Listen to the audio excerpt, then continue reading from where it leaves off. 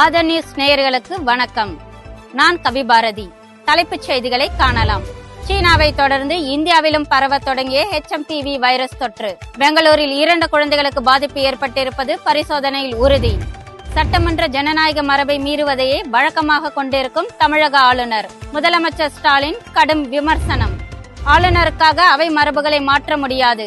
தேசிய கீதம் தொடர்பான சர்ச்சையில் தமிழக சட்டப்பேரவை சபாநாயகர் திட்டவட்டம்.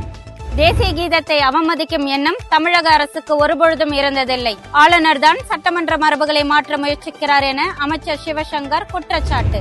பொங்கல் பண்டிகையொட்டி தமிழகம் முழுவதும் வரும் 10ஆம் தேதி முதல் 14,000 சிறப்பு பேருந்துகள் இயக்கம். தமிழக அரசு அறிவிப்பு. புகழ்பெற்ற அலங்காநல்லூர் ஜல்லிக்கட்டு போட்டிக்கான ஆயத்த பணிகள் தொடக்கம். இருக்கைகள் தடுப்பு அமைக்கும் பணிகளை ஆய்வு செய்த விழாக்குழு.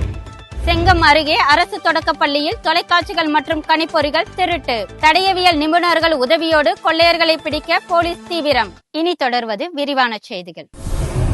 சட்டப்பேரவையில் அரசியல் அமைப்பு சட்டத்தின்படி ஆண்டின் தொடக்கத்தின் அரசின் உரையை மாநில ஆளுநர் வாசிப்பது சட்டமன்ற ஜனநாயக மரபு என முதலமைச்சர் மு.க. ஸ்டாலின் தெரிவித்துள்ளார். தமிழக சட்டப்பேரவையின் முதல் கூட்டத்தில் தனது உரையை வாசிக்காமல் ஆளுநர் RN ரவி அவையிலிருந்து வெளியேறினார். இது தொடர்பாக முதலமைச்சர் வெளியிட்டுள்ள எக்ஸ் தள பதிவில் சட்டமன்ற ஜனநாயக மரபை மீறுவதையே தனது வழக்கமாக வைத்துள்ளார் RN ரவி என குறிப்பிட்டுள்ளார். கடந்த ஆண்டுகளில் இருந்ததை வெட்டியும் இல்லாததை ஒட்டியும் வாசித்த ஆளுநர் இம்முறை வாசிக்காமலே போயிருப்பது சிறுபிள்ளைத்தனமானது என விமர்சித்துள்ளார். தமிழ்நாட்டு மக்களையும் அவர்களால் தேர்ந்தெடுக்கப்பட்ட அரசையும் நூற்றாண்டு கண்ட தமிழ்நாட்டு சட்டப்பேரவையும் தொடர்ந்து அவமதிக்கும் ஆளுநரின் செயல் அவர் வகிக்கும் பதவிக்கு அழகில்லை என குறிப்பிட்டுள்ளார்.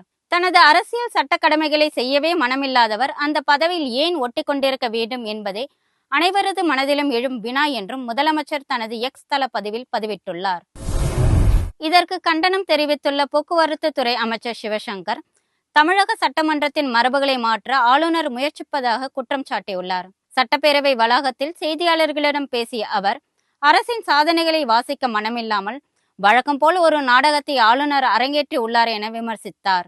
ஆளுநர் உரையை வாசித்தால் அரசின் சாதனைகளை அடக்க வேண்டியிருக்கும் என்பதால் அவர் சபையை புறக்கணித்து விட்டார் என்றும் நாட்டுப்பற்றுக்கு அவர்கள்தான் குத்தகைதாரர்கள் என்பது போல் நடந்து கொள்கின்றனர் என்றும் அமைச்சர் விமர்சித்தார். சட்டசபையில் முதலில் தமிழ்த்தாய் வாழ்த்தும் இறுதியில் தேசிய கீதமும் பாடுவதுதான் மரபு என சுட்டிக்காட்டிய அமைச்சர் தேசிய கீதத்தை அவமதிக்கும் எண்ணம் தமிழக அரசுக்கு ஒருபொழுதும் இருந்ததில்லை என உறுதிபட தெரிவித்தார்.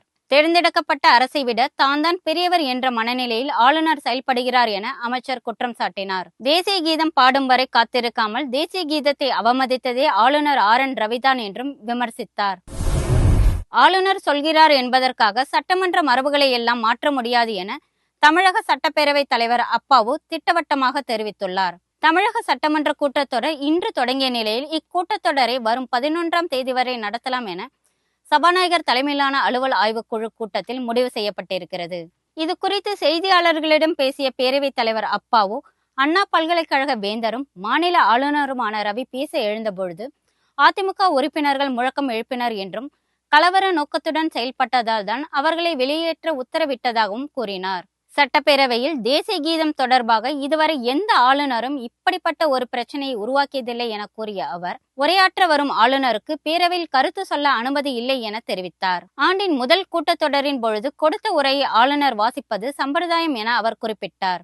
தேசிய கீதத்தை முதலில் பாடாததே உரையை வாசிக்காமல் இருந்ததற்கான காரணம் என்று ஆளுநர் சாக்குப்போக்கு சொல்கிறார் என கடுமையாக விமர்சித்த அப்பாவு தமிழக அரசின் உரையை படிக்க ஆளுநருக்கு விருப்பம் இல்லை என்றும் சட்டமன்றத்திற்கு என்று ஒரு மரபு உள்ளது என்றும் எடுத்துரைத்தார்.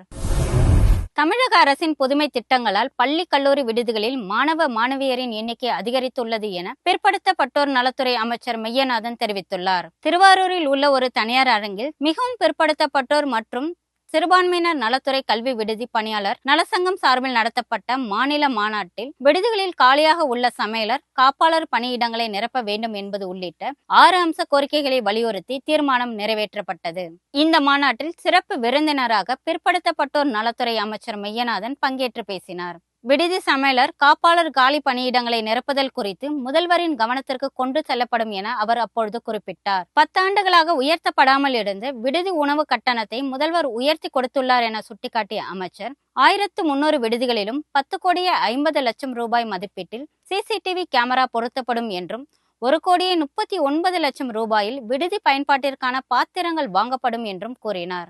மோசமான நிலையில் உள்ள விடுதிகள் மற்றும் படிக்க வசதியில்லாத நிலையில் இருக்கும் விடுதிகளை சீரமைக்க 30 கோடி ரூபாய் ஒதுக்க திட்டமிட்டதன் அடிப்படையில் முதல் கட்டமாக 10 கோடி ரூபாய் செலவிலான விடுதிகள் சீரமைக்க நிதி ஒதுக்கப்பட்டுள்ளது என்று அமைச்சர் தெரிவித்தார். முதல்வரின் புதுமை திட்டங்களால் பள்ளி கல்லூரி விடுதிகளில் மாணவ மாணவியர்களின் எண்ணிக்கை அதிகரித்துள்ளது என்றும் கூறினார். இந்த நிகழ்ச்சியில் திமுக சட்டமன்ற உறுப்பினர் பூண்டி கலைவாணன் உள்ளிட்ட ஏராளமானோர் பங்கேற்றனர். சீனாவில் தற்போது அதிகம் பரவி வரும் HMPV எனும் புதிய வைரஸ் தொற்று தற்போது இந்தியாவில் முதல் முறையாக பெங்களூரில் உறுதி செய்யப்பட்டிருக்கிறது.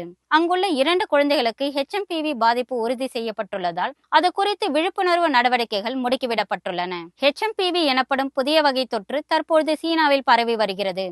இந்த நோய் தொற்று கொரோனா வைரஸ் போலவே நோயாளிகளின் மூச்சுக்குழலில் பாதிக்கக்கூடியதாகும். இதுவும் வேகமாக பரவும் தன்மை கொண்ட ஒரு வைரஸ் என்றாலும் கொரோனா வைரஸ் அளவிற்கு வீரியமிக்கதாக இருக்காது என மருத்துவ வல்லுநர்கள் தெரிவித்திருக்கின்றனர். இந்த வைரஸ் ஒரு பெரிய பிரச்சனை இல்லை என்றும் மழைக்கால குளிர்காலத்தில் ஏற்படும் பாதிப்பு போன்றதுதான் HMPV வைரஸ் என்றும் சீன அதிகாரிகள் மற்றும் உலக சுகாதார மைய அதிகாரிகள் தெரிவித்துள்ளனர். பொங்கல் பண்டிகையை ஒட்டி வரும் 10ஆம் தேதியிலிருந்து 14,000 சிறப்பு பேருந்துகள் இயக்கப்படும் என தமிழக அரசு அறிவித்துள்ளது.